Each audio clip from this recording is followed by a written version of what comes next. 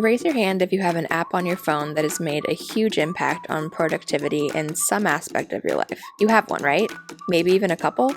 And as much as I sometimes cringe when I look at my weekly screen time, I know that a lot of these apps are actually saving us time, or saving us money, or sometimes even generating income. Today we're sharing our roster with you, a starting lineup of invaluable tools for our short-term rental business. These are apps or websites that we use at least a couple of times a week, and some of them multiple times a day. So go grab your laptop and your smartphone, and let's get you set up with these hosting and managing essentials. Hi everyone, I'm Steven. And I'm Kylie. And today we're going to be going over a few of the third-party apps and programs that we use pretty much daily to help our short-term rental business thrive. So the first up is Breezeway. Honestly, I don't know how we managed properties before Breezeway. When we first started out, I was primarily in charge of scheduling the cleaners, and I was using an email system, super basic. Anytime we got a booking or an alteration request or cancellation, I would email the cleaner for that particular property. And as you can imagine, as we started to scale, to 10, 15 properties, this just became so much work. Honestly, it kept me up at night. Like, I was always so nervous that I was going to not schedule cleaning or forget to move a cleaning. Sometimes I would forget, and then we were scrambling to get somebody over there to clean the property, or sometimes we had to step in and do it ourselves. And it was just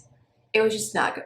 Yeah, so getting started on Breezeway was a huge help, increased our productivity, and it also gave us peace of mind. They have a nice dashboard where you can check the status of any cleaning for a given day. And you still do have to, with our direct booking website right now, we still have to enter those cleanings manually, but otherwise everything's automated all in one place. If you aren't familiar with Breezeway, it is a subscription service. It's web-based, but they also have an app. It has a lot of great features, but the ones that we use the most are cleaning scheduling, inspection scheduling, tasking maintenance items, and inspection checklists. Cleanings are automatically scheduled for the day a guest checks out, and inspections get scheduled for a day when a new guest checks in. And then it's also easy. Anyone on our team can submit a maintenance task or a restocking task if, during their time at the property, they find something that needs to be addressed. It's a great product. The customer service has been super helpful, and we're big fans. And if you want to give it a try yourself, you can reach out to us via email in the description below, and we can then refer you, which should get you a $100 credit towards your Breezeway account. The second is our direct booking site. We realized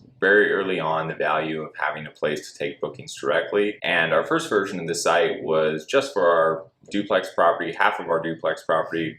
We were house hacking in Mission Beach, and we built from there. In the beginning, we didn't really have any plans of scaling, and our property was called the Rockaway House. So we went looking for the domain name therockawayhouse.com. That wasn't available. We chose staywithrockaway.com. Yeah, and we started to build a brand off of that, basically. We used a company called Floor Space, and they really have done a great job starting from that first site. They've helped us evolve into, the Arrivals brand that we have today. They've been really supportive. I actually talked to the owner of Floor Space, Brett, about maybe collaborating with us on a future video. He has a lot of knowledge to share. Yeah, that'd be really cool. If you guys would like to see that, maybe put a comment, say bring on Brett in the video here, and we'll see if we get enough interest to do a video with him. In the beginning, having the direct booking site was really just a way for us to try and get repeat guests to book with us directly the next time they came. We would also put the link to our direct booking site on our Instagram page, and we never really got a lot of booking traffic from our Instagram, but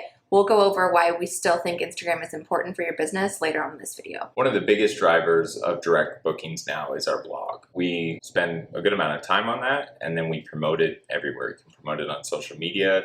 We can promote it basically when guests ask questions about the area or things to do. We have a blog post for that, and that brings traffic to the website. We also mention it several places in our house menu. Yeah, we included a simple QR link, which you can generate using Canva, and we put that in our house manuals. What we figured out is that you really have to give people a reason to want to go to your website. Just telling them about it doesn't always get them there. So having a free resource like a blog post that can tell them the best restaurants to eat or the top 5 things to do with families, that's going to be what drives traffic to your site. The third system we use is an app called MileIQ. This is a mileage tracking app that automatically tracks any of your driving. Then later on, you can go back and swipe left or right to classify a trip as business or personal. It's like Tinder for mileage tracking. And that kind of leads us to an aside. If you aren't tracking your mileage right now, you need to start, because otherwise you're leaving a lot of money on the table come tax season. Another aside, if you're looking for a new car, consider an electric car. There's many reasons for that these days, but one of the ones we found is we drive a Chevy Bolt. We got an excellent lease deal on it, and when you add up the mileage deductions and the government incentives that there were to get an electric car, the car's basically paying us to drive it. Oh, also, MileIQ just alerted us recently that the IRS has announced a mid-season increase in mileage rates. So starting the second half of 2022, those will be increasing. So be sure to look up that new rate and keep that in mind if you are tracking it on your own. Number 4 is Instagram. Like Kylie mentioned, Instagram is something we've been active with from the very beginning, even though it isn't a huge source of booking traffic for us. It doesn't bring in a ton of bookings, but we did know early on that having a brand and having a presence for that brand on social media was super important. And so when we started Arrivals last year, we really were focusing heavily on social media, and it's grown steadily. We don't have, tens of thousands of followers, but you also don't really need tens of thousands of followers. Back in the day, you got 10,000 followers. It was important because you could have like a swipe up feature to send people to other pages. Today anyone can post links, and so that's less important. So you might be thinking, okay, you're not getting a lot of followers, you're not getting a lot of bookings from your social media, so why are you pouring all of this time and effort into it? And the answer is simply for credibility. It's credibility that your potential guest sees that you are a legitimate business, and so they have a little more trust booking directly with you versus going through Airbnb or Vrbo. And second is credibility in your industry for potential clients if you choose to get into managing for other people. We see the biggest return on the time spent promoting social media when a new client is originated from it. Every year we get one and sometimes as many as 3 or 4 people as new clients, and they found us through social media. That's a potential commission of anywhere from $12,000 to $30,000 per year per client. So that's a huge potential, and that makes the effort worth it. Next up, number 5 is PriceLabs. PriceLabs is something that we only started implementing a couple months ago. We've always had a robust system for dynamic pricing kind of on a manual basis ourselves. I had a good process to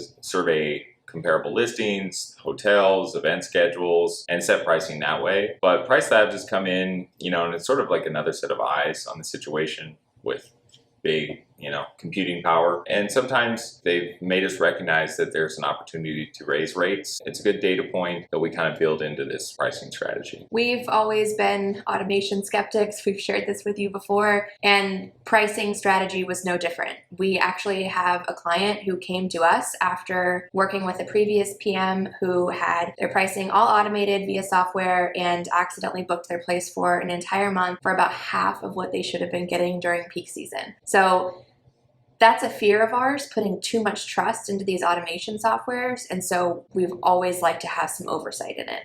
And we still do. A couple different options with PriceLabs, and there's other competing pricing help softwares out there, but we sort of take a blended role where we look at the recommendations, but then we manually implement that pricing, based on our sort of whole model, like I mentioned, with comparable listings, the hotels, etc. Really, the major takeaway that we want you guys to get from this is don't rely on Airbnb's automated pricing suggestions, because in our experience, they're pretty rubbish. Sometimes they seem fine, and then other times they'll just from where the heck did you get that number? Yeah, like one day to the next, they'll think your place is worth half the money. It's like, I don't understand. If you want to try out PriceLabs, we'll put a link below. It's an affiliate link, but you get $10 off your first month with them. Number 6 is the Minute app and other connected smart home apps. If you watched our smart home video, you'll know we're big fans of Minute. They have a noise tracking device that is connected to the internet and allows you to remotely monitor noise levels at your property, set thresholds, and get notifications if there's any excessive noise. The other part of smart home equipment, kind of the most valuable, I think, is smart thermostats. This really allows you to, keep your utility bills in check. But there's a whole list of smart home equipment that we use, and we'll link that video in the description. You should go check that out for the whole list. One little productivity hack that I use personally is I like to keep all of these apps organized in one folder. I have an iPhone, so on the first screen of my phone, I have a little folder that says property apps or something like that.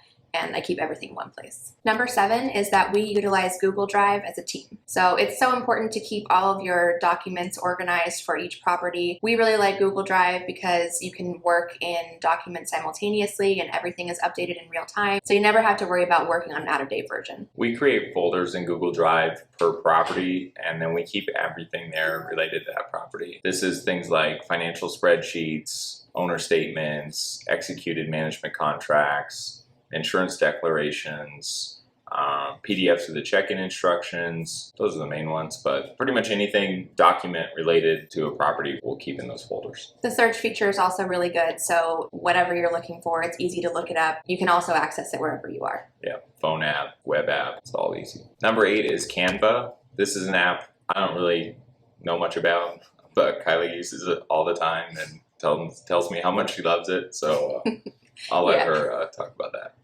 Canva's great. I use it multiple times a week at a minimum. We use it, of course, for our client proposals, so all of our design proposals for new clients. But I also use it for things like stock photos for our blog posts for our website. And then, like I mentioned earlier, we use it to generate QR codes from time to time, like linking to our blog, to our Instagram page, to our YouTube channel, so that people can subscribe like you've subscribed and liked this video. And turn on notifications. The last 2 are native apps to the iPhone. We're iPhone users, have never been an Android user, went straight from the flip phone to the iPhone. But I'm sure that if you have an Android phone that there is some sort of equivalent app built into your phone. Number 9 is the native photos app. We store all of our photos on iPhone and iCloud platform. The native photo app allows you to organize albums, and what we do is create an album per property. We put all the listing photos there, and that's an easy, quick reference. In addition to the listing photos in these albums, we also put kind of behind the scenes photos and videos. These are things that we've taken, just very descriptive photos and videos of every property. Guests are always going to ask questions, even if you have the information in your house manual. So having those details just at the tip of your finger, right on your phone, makes for speedy responses. The 10th tip is using the native notes app on the iPhone. We mentioned this in another video, but anytime we even start talking to a potential client, we create a shared note, easy to share with whoever on your team, and we start populating that with details, whether it's questions and action items from a meeting down to when we start actually managing a property. We include all kinds of property details. It's the address, the landscaping and the pool maintenance schedules, what the codes are for supply closets or for gates. Account passwords. Yep, account passwords for TVs, like Netflix or YouTube TV. And the nice thing is, just like Google Drive, these notes are updated instantly. They can be worked on simultaneously from different people.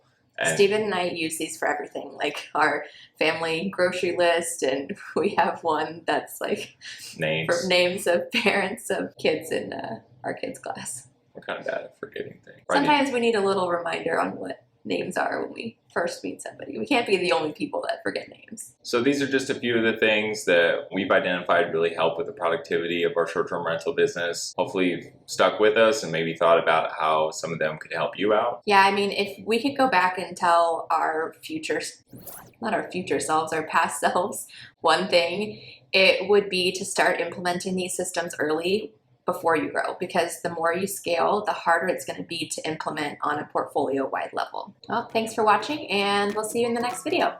Take care.